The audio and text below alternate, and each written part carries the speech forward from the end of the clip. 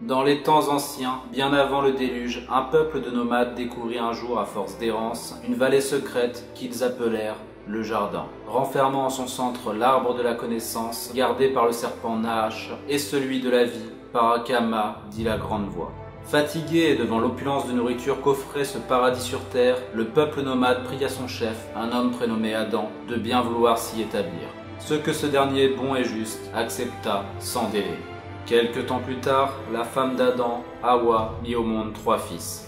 Le premier, Evel, peu loquace mais habile au combat, devint bien vite en grandissant le protecteur et champion de son peuple. Le second, Caïn, baigné par la magie, devint quant à lui grand chaman et fut tout désigné comme digne successeur de son père, Adam. Quant au dernier, Seth, lui ne reçut aucun don particulier, mais loin de jalouser ses frères, s'appliqua à étudier la philosophie et s'occuper des plus démunis. Les années passèrent et alors que tout se passait bien dans ce paradis sur terre, Nahash, gardien de l'arbre de la connaissance, observa un jour un étrange mouvement vers l'est. L'ombre des Daevites, civilisation sanguinaire liée aux forces occultes dont nul ne sait s'ils furent un jour réellement humains, avançait vers le jardin, engloutissant tout sur son passage et permettant dès lors d'étendre son influence au plus cruel de tous les dieux déchus, ayant juré d'exterminer la création elle-même, le roi Scarlet. Effrayé, Nahash décida, quoique ce fût totalement interdit par le Créateur lui-même, d'offrir le pouvoir de la connaissance au peuple d'Adam afin de les aider à repousser les ténèbres, et après réflexion, le proposa à celle qu'il savait de tous la plus sage, Hawa, la femme du chef. Mais un grand pouvoir impliquant de grandes responsabilités, et comprenant bien vite qu'il ne ferait que pervertir son esprit, cette dernière déclina l'offre du serpent. Nahash se tourna alors vers Caïn, pensant que le grand chaman qu'il était ferait en mesure de maîtriser cette puissance. Mais malheureusement, cette connaissance s'avéra bien vite un fardeau trop lourd à porter pour le jeune homme. Son esprit ne tarda pas à s'effilocher, et Caïn, se repliant sur lui-même, plongea petit à petit dans la folie. Jusqu'à ce qu'il finisse un jour par tuer, à l'aide d'une pierre, son frère Evel, qui tentait de le raisonner. Devant l'atrocité de son crime, Caïn fut alors chassé du jardin, condamné à errer dans le désert avec pour seule compagne la connaissance, qui s'était dès lors mue en malédiction. Cependant, puisqu'à cette époque la frontière entre la terre des vivants et celle des morts n'était encore que peu définie, l'esprit de leur champion Evel, puisque hors norme parmi les hommes, parvint au bout de 5 jours à rejoindre son corps sans vie. Toutefois, ce retour inattendu ne fut accueilli avec joie par le peuple d'Adam. Le fils prodigue, quoique ressuscité, ne semblant plus avoir le moindre attrait pour la vie, se montrant sombre et renfermé, délaissant jusqu'à sa famille et ses amis. Et alors que l'ombre des Daevites se faisait de plus en plus menaçante, ce dernier prit l'épée et se mit en quête d'aller repousser les abysses. Les saisons passèrent et tandis que les murs protecteurs s'élevaient autour de la vallée, l'inévitable finit par se produire. L'armée des Daevites se présenta un jour à l'entrée du jardin, avec à sa tête Abléchal, dit le boucher, et qui, selon les rumeurs de guerre, était connu comme le plus féroce et le plus cruel des généraux ennemis. Face à cette force d'attaque, les fortifications ne tardent pas longtemps, et très vite, l'ombre envahit la vallée. Cependant, Caïn, qui avait entre-temps entendu parler du destin réservé à son peuple, arriva lui aussi aux portes du jardin. Et alors qu'il tenta de s'interposer pour défendre les siens, il ne put en croire ses yeux lorsqu'il aperçut Abléchal.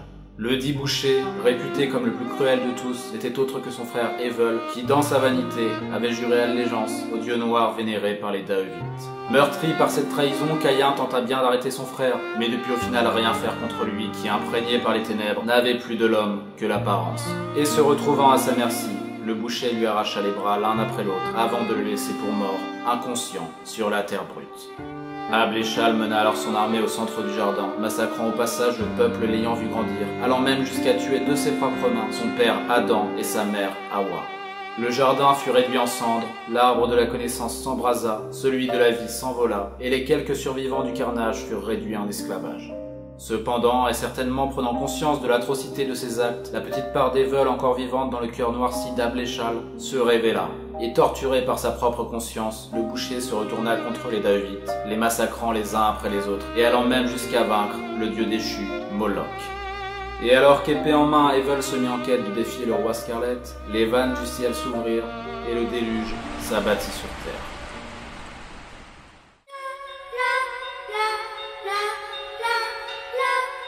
Hey, salut les petits trolls et les petites trollinettes. C'est vrai que je le dis jamais, mais vous êtes quand même plus de 10% sur la chaîne, mesdemoiselles. Donc, merci à vous. Et bienvenue dans ce nouvel opus traitant DSCP, où l'on va cette fois-ci s'intéresser à 2 d'entre eux, qui sont, comme vous l'aurez sûrement compris avec cette petite introduction, un tantinet lié.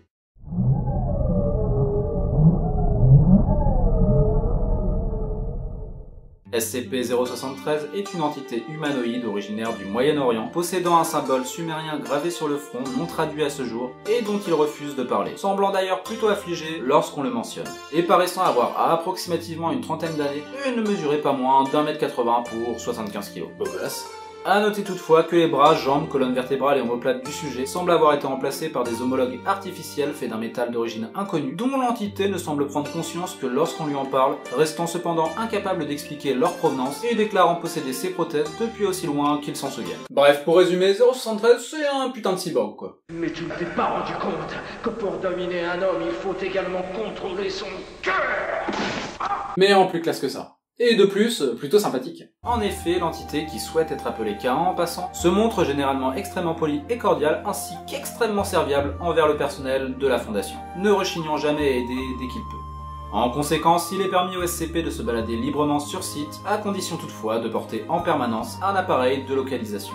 À partir de là, 073 est même autorisé à déjeuner avec les employés, quoique ne nécessitant pas une alimentation régulière, il est à se demander si se nourrir constitue pour lui un réel besoin vital, ou s'il s'agit plutôt d'un besoin social. À savoir toutefois que ce dernier est exclusivement carnivore dû à son étrange effet sur les végétaux. Ce dernier se révélant particulièrement dangereux pour tout organisme végétal. Ce qui n'est pas très cool pour nos amis les plantes, mais qui a le mérite de changer un peu. Ah bah ça va, hein, pour une fois que c'est pas pour notre gueule. Ceci étant dit, il faut savoir que 073 n'a rien à proprement parler contre les plantes. Enfin si tu veux, c'est pas genre il voit un arbre et... L'homme, c'est être supérieurement intelligent qu'il disait.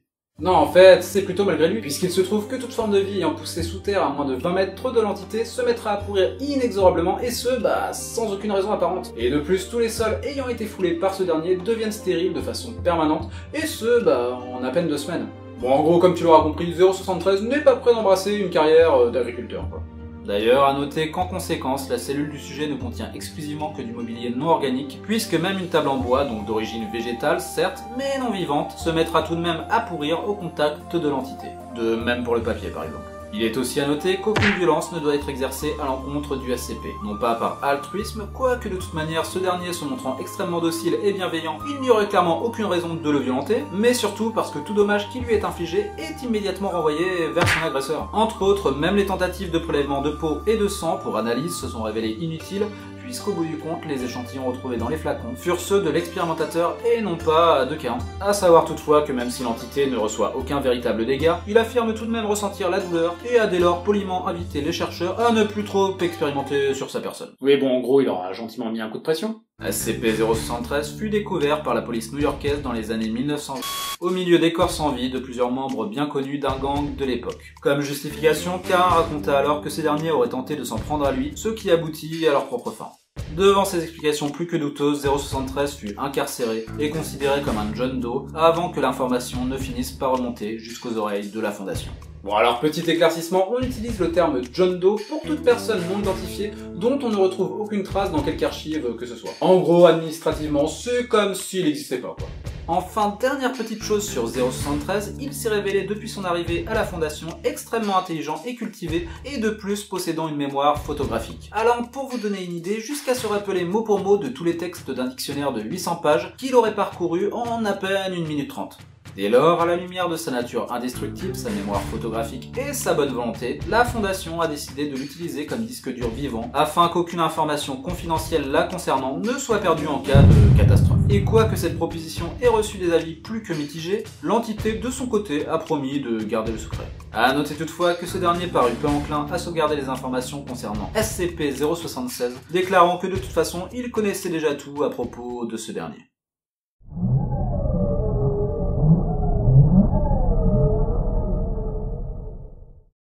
SCP-076 de classe Keter, contrairement à 073 qui lui est classé Euclide, est constitué de 2 éléments. Tout d'abord, 076-1, qui est un cube de pierre de 3 mètres sur 3, couvert de motifs ciselés, ne correspondant à aucune civilisation connue à ce jour, et datant après analyse d'environ 10 000 ans, comportant une porte située sur l'un de ses flancs, scellée par une serrure d'environ 0,5 m, entourée circulairement par 20 autres serrures plus petites, et hébergeant en son sein un cercueil de 2,13 m, fermé hermétiquement par plusieurs chaînes de facture inconnues, et renfermant SCP-076-2. SCP-076-2, quant à lui, ressemble à un homme d'origine sémite d'environ une trentaine d'années et ne mesurant pas moins d'1,90 m pour un peu plus de 80 kg.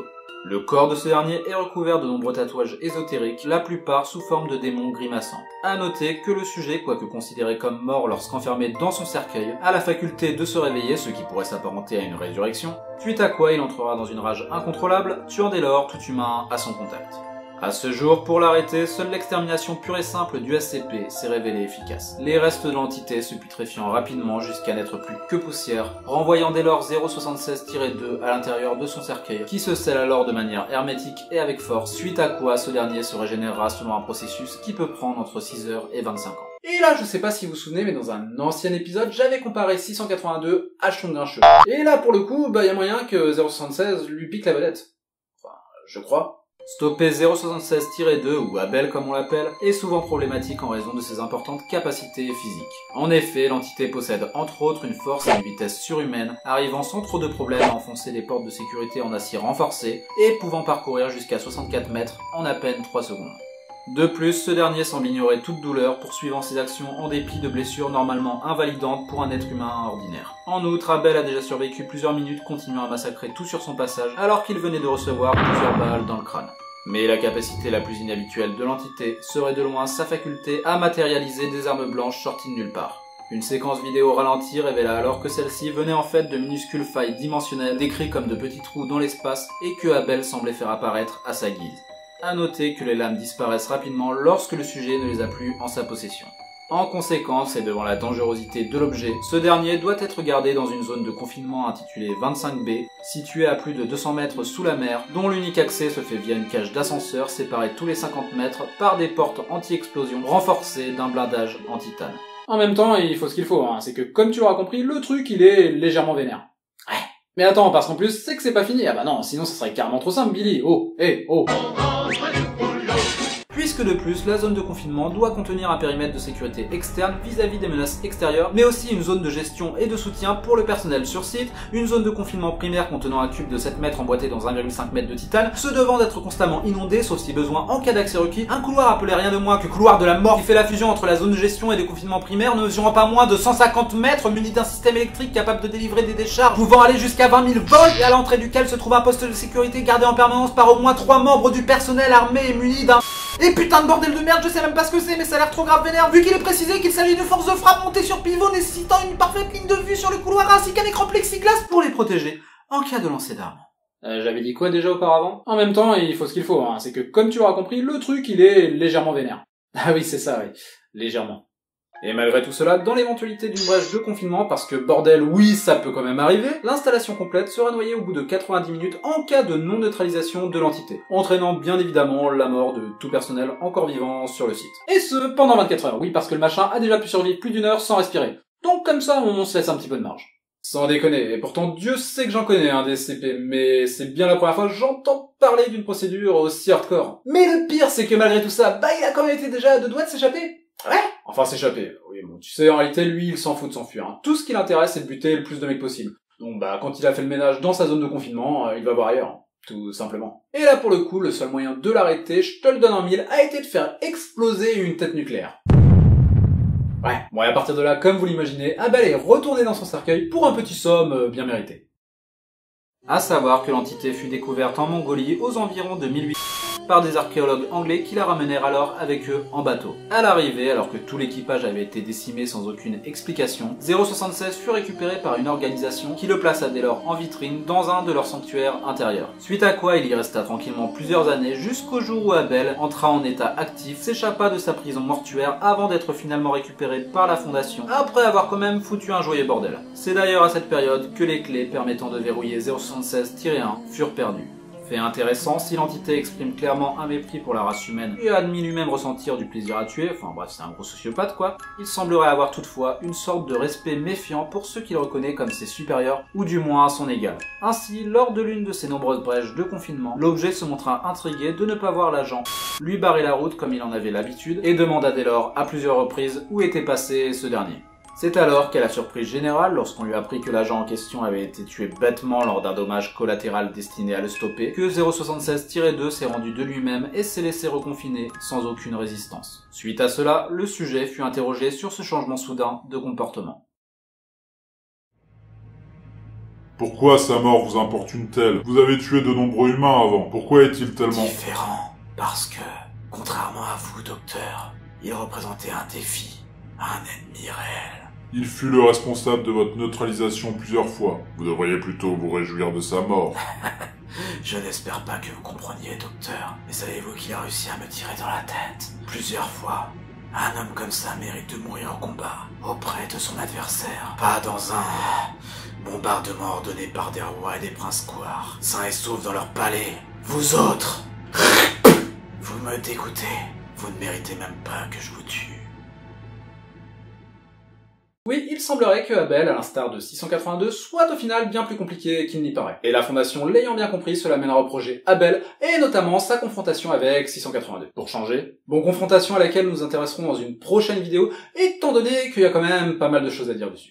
Bon, et puis si celle-ci est déjà en ligne au moment où tu mates cette vidéo, ne t'inquiète pas, comme d'habitude, je te mettrai un lien en fin de vidéo. Ceci étant dit, et avant que l'on se quitte, petit point tout de même sur nos deux compères. Puisque comme vous l'aurez certainement remarqué, on peut facilement faire un lien entre les deux STP et la Bible. Même si ceci dit, je ne m'amuserai certainement pas à faire un débat théologique sur cette chaîne, parce que bon, c'est clairement pas son but premier. L'univers SCP ayant sa propre mythologie, qu'on y croit ou pas d'ailleurs, et au final pour moi ce n'est pas si important que ça. Et justement la petite intro tirée du conte Beneath Two Trees se suffit à elle-même pour expliquer l'origine des deux entités. Caïn pour Caïn et Evil pour Abel. À partir de là, on peut simplement supposer que les noms ont évolué au fil du temps. Et la malédiction liée à Caïn expliquant sa légère tendance à pourrir la terre autour de lui. Allez bref, sur ce, comme d'habitude, un petit partage et un petit like pour soutenir la chaîne, et moi je vous dis tout simplement à très bientôt pour la prochaine vidéo. Ou tout de suite.